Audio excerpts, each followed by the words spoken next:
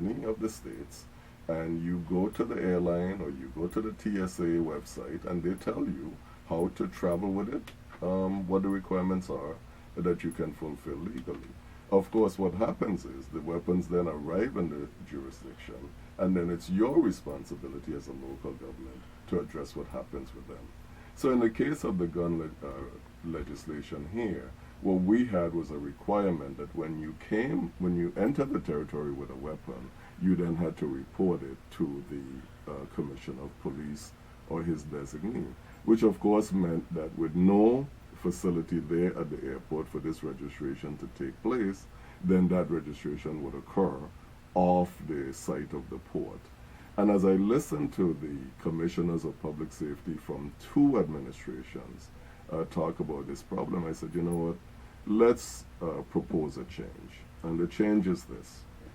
Let's create at the port the capacity for registration immediately upon entry.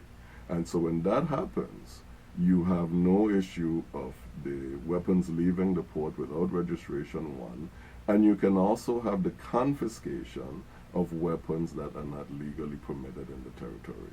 I think it begins to provide a piece of control legislation for weapons coming into the territory, and then we can expand on that to make it even more effective with regard to identifying, screening luggage that enters the territory in one way or another, and to control that piece of the puzzle which several administrations complained about. I'm really happy that my colleagues all joined in the sponsorship of that piece of legislation, and the governor, he was on the airwaves talking about the merits of it, because the law enforcement community called out for reform in that area. And so I was very pleased to have that occur as well.